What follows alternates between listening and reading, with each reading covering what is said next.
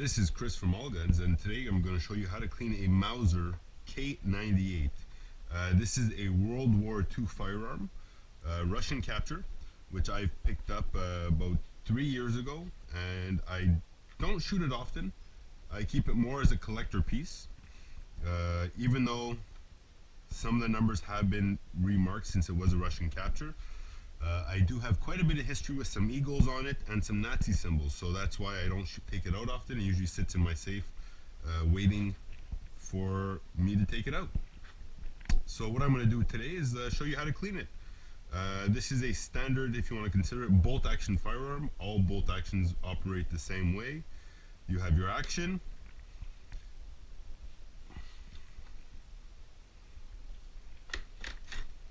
You have your action here. And to remove the bolt, there's usually two ways. Either you have a pin where you're, let me just move this out of the way. Normally you would either have a pin for your bolt here, or on this case, or in this case, we have this lever here, which helps you remove the bolt in one complete piece. I'm not going to go into an over-depth cleaning of this because this can be fully disassembled, which I've done in the past. Since I don't shoot the gun often, there's no real need to do it. This is 8mm, so you could see possibly down the bore that it is quite large. Hopefully you see it as well. So what we're going to do is, once again, I'm going to use my CLP. That's what I have and that's what I like to use. I'm going to put this into the chamber. Since it is a large caliber, we could give it a little bit more than we do for the smaller guns. Grab your 8mm brush. I have here is a long cleaning rod. I probably do not need one so long for this gun because the barrel length isn't very long if you consider it's about here to here. But what I can do with this is I can properly grab a firm grip on the firearm.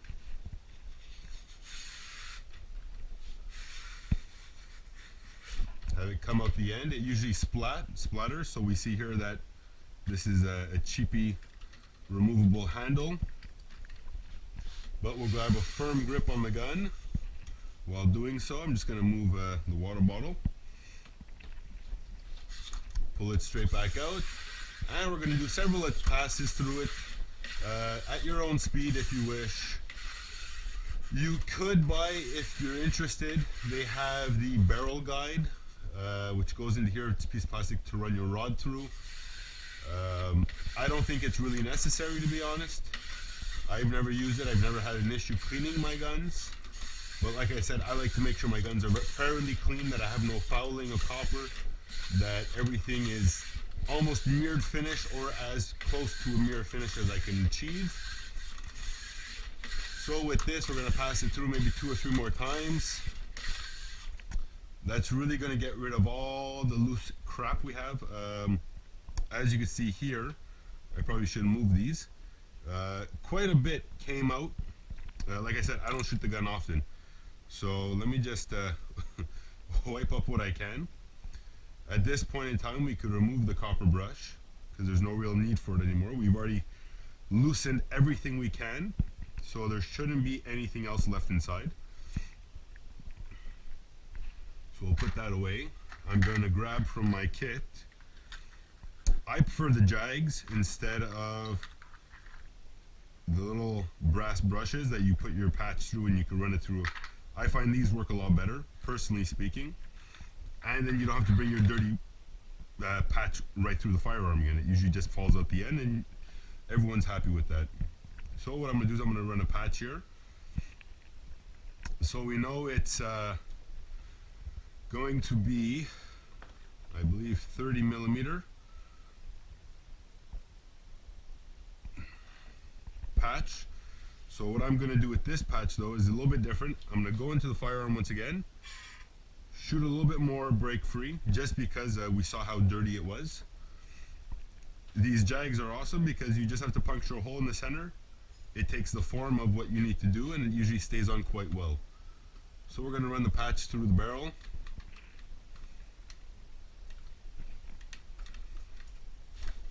There it is. And right there, you can see how dirty the firearm actually is. Even though, like I said, I've shot this, the last time I went out, I shot 3 shots through it. So what that tells me is that either I did a horrible job cleaning it last, or 8mm rounds are not very clean burning. They leave a lot of residue. So it just means I'm going to have to keep an eye on the next time I go shooting to make sure I properly clean the firearm afterwards. Just because I want this gun to last a very long time. It's already lasted a very long time. So let's not ruin it. Let's keep it for as long as I can. I've been spoken to by people who have asked me if I'm willing to restore this firearm to its original condition. As it is sits now, I'm not missing anything for it. All the parts are here. My sight's still loose, still works. Graduations work. The wood is a little beat up, but you know, at the same time, for me, I'm not a collector of any kind. I do not want to be a collector of any kind. I just like the history behind it, plus for the accuracy it was known for during its time. You can't really go wrong with it. So I'm probably going to run 1 or 2 more patches here. As you see, rod's going through. We're going to take a look at this one when it comes out at the back end. So we're getting it fairly clean. This is where we're at now. That was our first patch. So, like I said, it doesn't have to be 100% perfect. What you just want to do is you want to get out most of your crud. So now I'm just going to run an oiled patch through here, just because I want to put a nice coat of oil on the inside of this. When I bought this gun, it wasn't oiled. It was covered in grease, which means it was basically in storage for a very long time, which was a bit of a pain to clean off from all the bits and pieces because I had greased through the barrel, through everything. So it was not the easiest gun I've ever owned to unwrap, let's say. So even though I just ran that patch with oil through it, I'm just going to run one last dry patch through the chamber, through the barrel, and that's what I'm going to call it. Is I'm going to leave it as it is, because I'm not going to go too crazy on cleaning it. Otherwise, you're going to get bored and skip the video. So now, same thing, a little bit of oil. Like I said, it foams up, so it looks like there's a lot more than there is. Even though it's foamed up, that's okay. We can still apply it to the bolt. So we're going to clean off the bolt quite well. All these parts on this move, even down to your spring here, which is what helps pick up your next round. It's a very interesting system.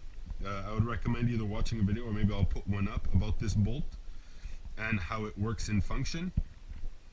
So now what I'm going to do is I'm just going to finish this up here, wipe off the excess like I usually do. We will reinsert the bolt into its position, make sure everything closes, it moves freely. And if you see here, hopefully my big head's not in the way, as it comes forward, as we decompress, this stays locked in its position. So this also protects here. Now, the safety on the gun, you have several safeties. I have a safety here where it locks the bolt into position. Cannot fire, I cannot open it either. You have your standard safety, which means I can remove the bolt as I wish. But your firing does not work.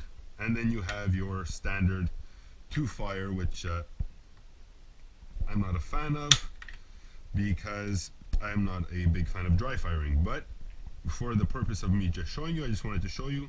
So I hope you enjoyed. Please subscribe.